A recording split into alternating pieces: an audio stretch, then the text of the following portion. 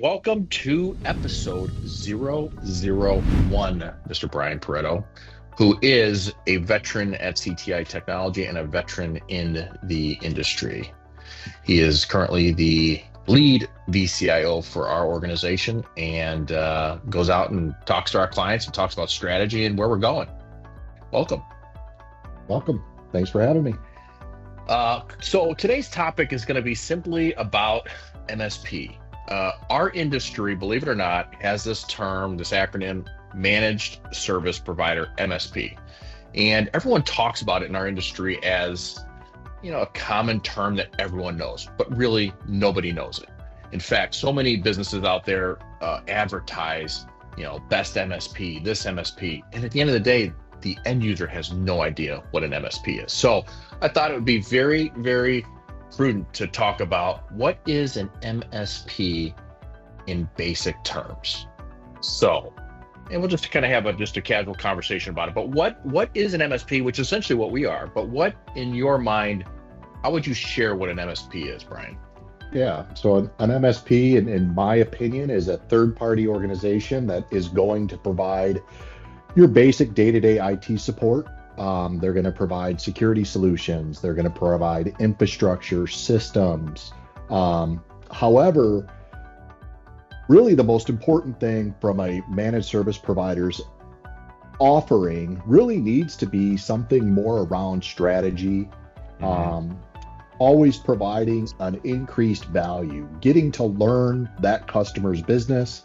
That's always the challenge that I have, is understanding what their pain points are in a certain industry. Helping them through their compliance requirements can always be a challenge, especially when they don't understand the framework itself. So a managed service provider should be offering all of those types of services. Yeah.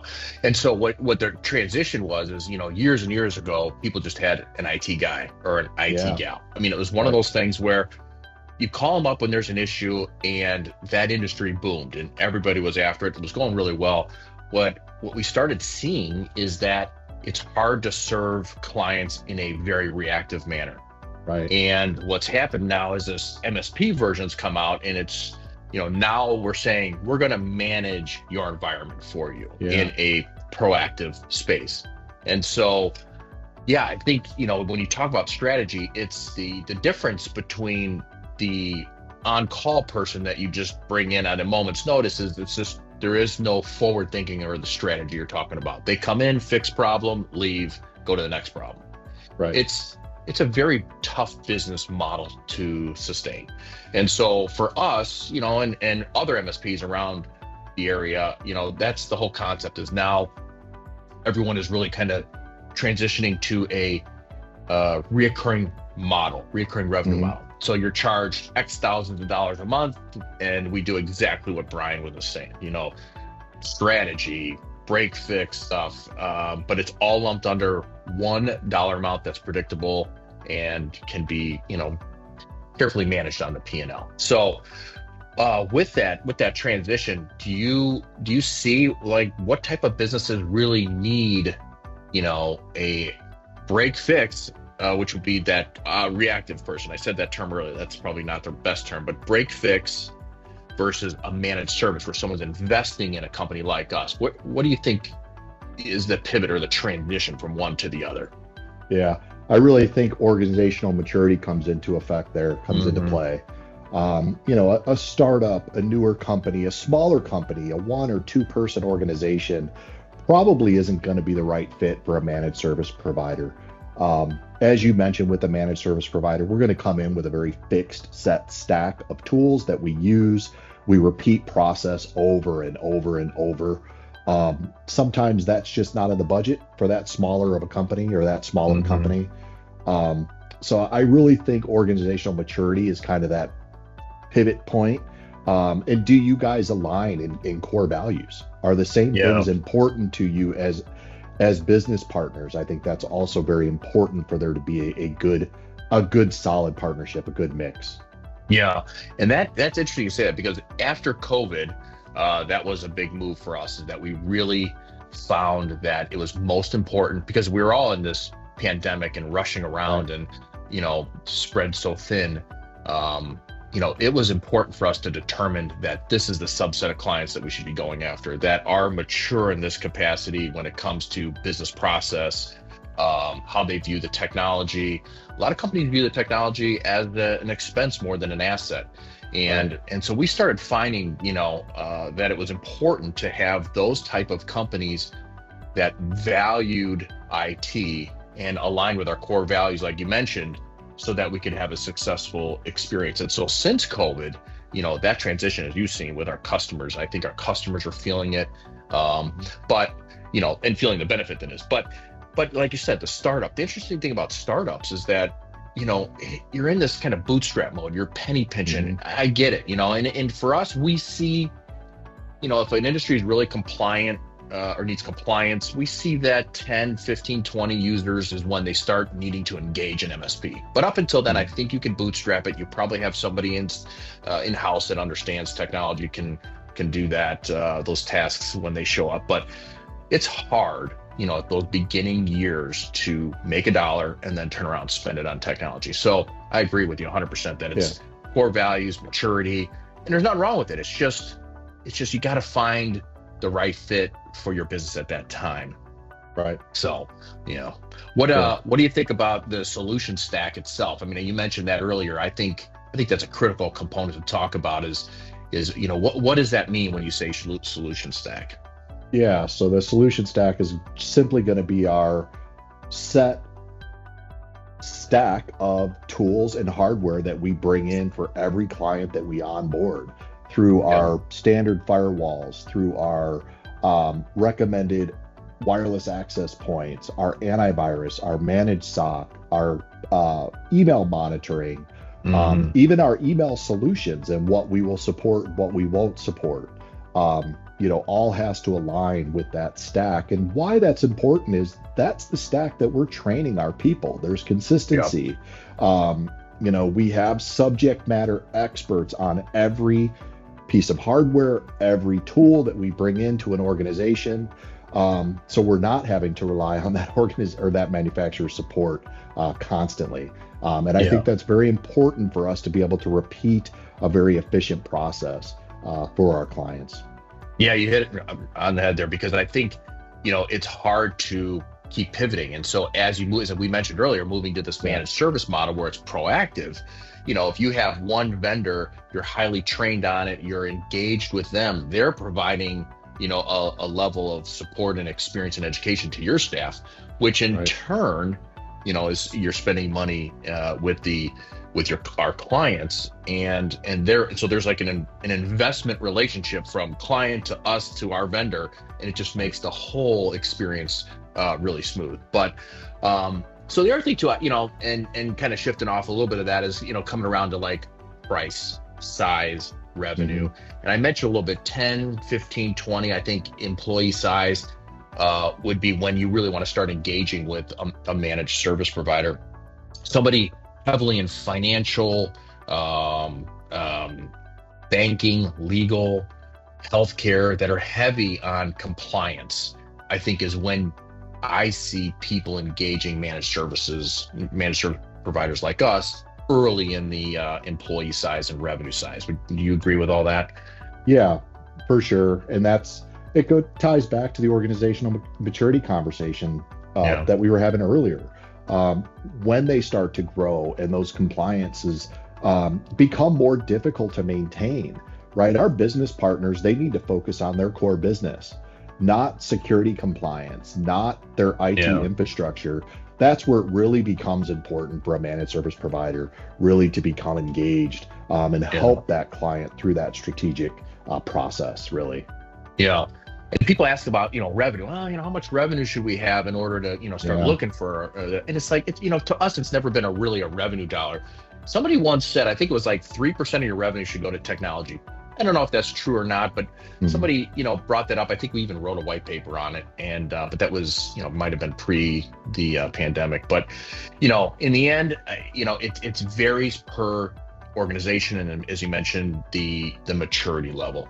So, so I think that's a very good, good point there. But what about, what about specific industries, with cloud and so forth? Do you think people need managed service providers more because they're in the cloud? So sometimes like, hey, I'm in the cloud. Do I really, I don't have the old antiquated server on site. I've got my email in Office 365 or Google.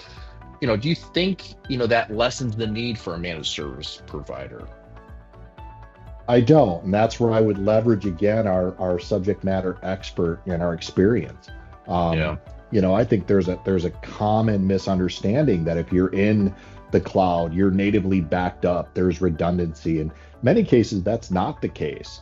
So working with a company like ourselves will help through that process and make sure that you are not only compliant, but you have your disaster recovery, your business continuity is all in place and in line. Yeah.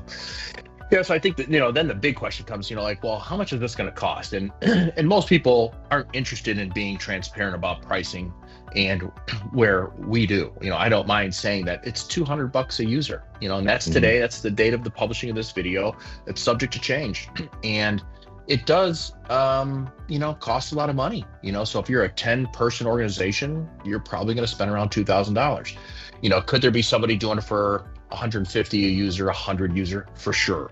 And some of those companies are ones you need to do business with because that fits your business model at the time. Let's say you're just not quite mature. You're just coming out of the bootstrap phase, and it's like, all right, now I've got some revenue coming in.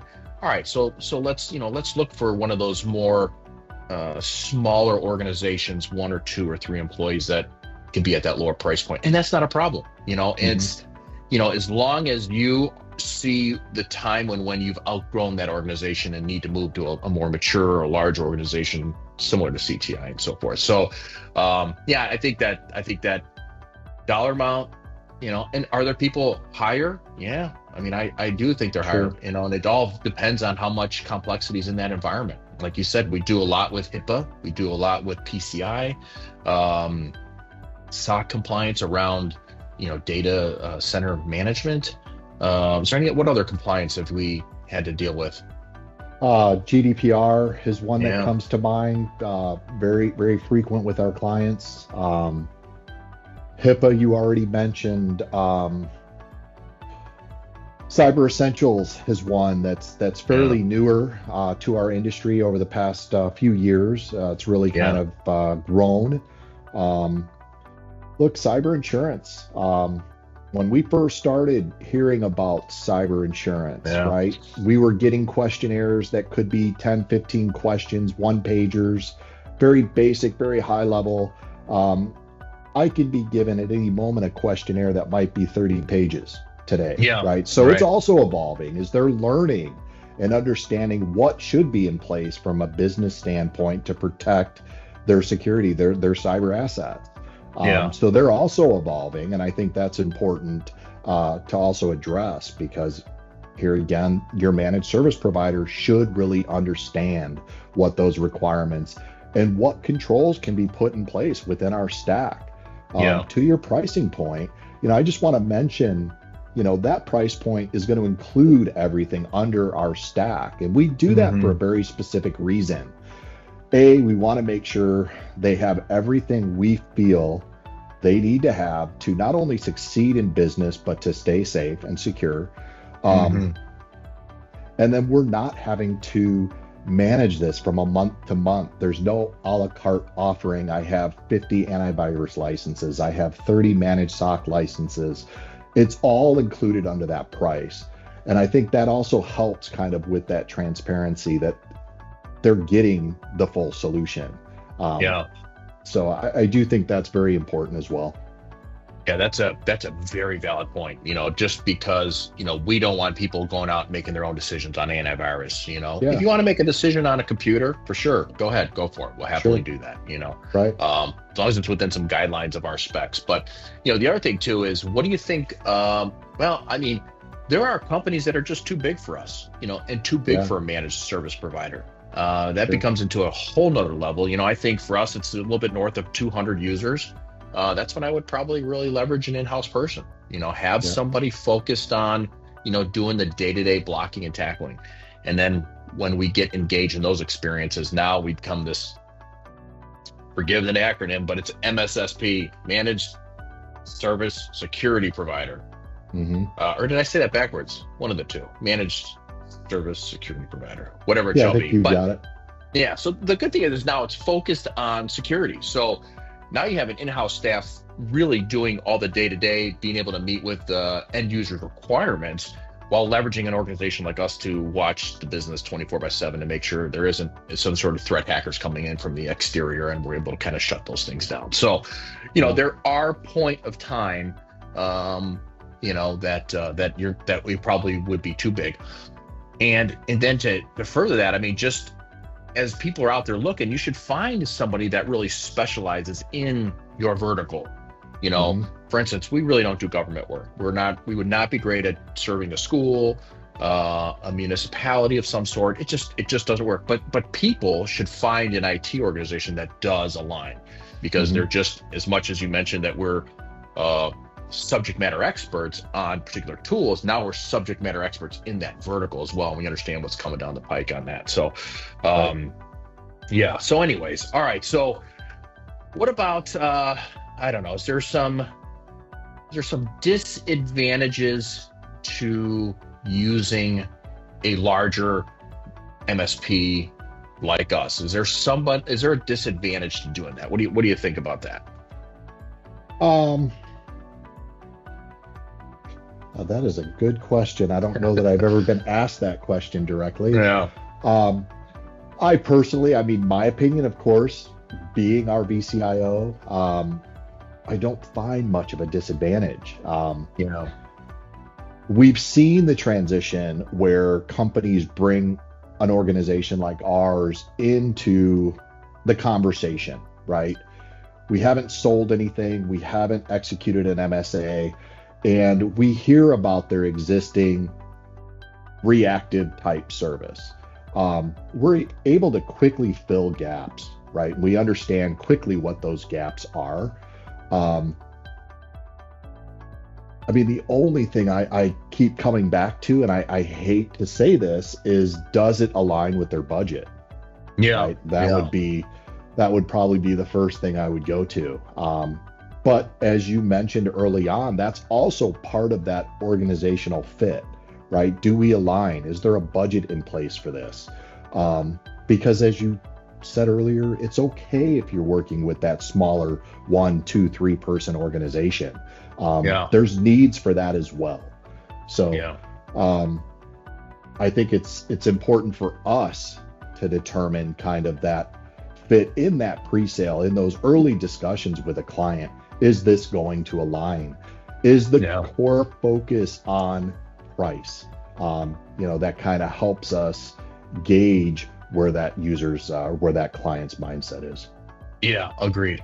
I think, in you're heading down that path on the disadvantages. If an organization is needing somebody, right away, I want to make a phone call, come sit in my office, come around here and get on this computer and figure it out. That would be, if you would need that type of speed and it's that urgent, maybe you got to leverage an in-house person. I do believe we have tremendous SLAs and we respond quickly and efficiently with our customers. But, for those that want it immediately, that's probably not a good fit. But the advantages, though, my goodness, the advantages are massive. And a couple things. One is, let's say that person that we were just speaking of that is like, at the bootstrapping phases, understands the technology, built it their best they could. They did their weekend warrior type stuff. That person leaves. That person goes into a different role. All of a sudden, all that technology that knowledge is gone. And I think we're a business, right? We have a process, we have documentation, we have documents that talk about how our process works. And so all of that is, if an employee leaves or comes in, it's easy to transition a lot of that knowledge. So, so on top of that, what about some other advantages? Process. You were just talking about it. I think that is big. It was a game changer for us when we kind of went through that process overhaul. And to your point, we found it so much easier to scale and onboard clients because we're repeating the same processes over and over and over. We can plug that new person in and we don't miss a beat. in our early years of providing IT support, turnover could be hard. If we had a critical staff member leave, right, our clients felt that. And we're no longer seeing that. And I think that has a lot to do with the investment we made in revamping and spending the time really to put the process on paper, document it, and get the team buy-in, right? Get leadership, get management buy-in on this process so they can disseminate and hold their people accountable to it as well. It's very important. The other thing too is in the tools that we invest in. I mean, it's not a cheap endeavor. I mean, it's extremely expensive, but we're buying the best in class tools because if they're noisy and they're causing us issues and causing our clients issues, we don't want them. And so I think that's a huge advantage. Is we're not going to run out and go to a vendor and try to cheap the deal, find something cheap just to cover a segment of the technology stack. We need it to work. We need it to invest, and certainly pass those compliance requirements. So anyway. And know your strengths and weaknesses, right? You touched on that a moment ago. We can't be everywhere all the time, right? That's why we have a managed SOC service. It's 24/7, 365 days a year. We can't be looking at every endpoint that we support. They can, right? So know your strengths and weaknesses and bring in the right partners, the right tools to help fill your gaps as well. That's very important, because providing a strong offering, we can't, as an MSP organization, have gaps in what we're doing if we're going to be at that table talking strategy to help clients fill the gaps that they may have, whether it's with their own business process or their own security. Exactly. All right, that's a good way to end it, because this is an advantage. The advantage of an MSP is really important to growing businesses and maturing businesses. So Brian, I appreciate your time. Look forward to next time when we can keep talking about some just basic strategy for business maturity. Look forward to it. Thanks, Aaron. You got it. See you.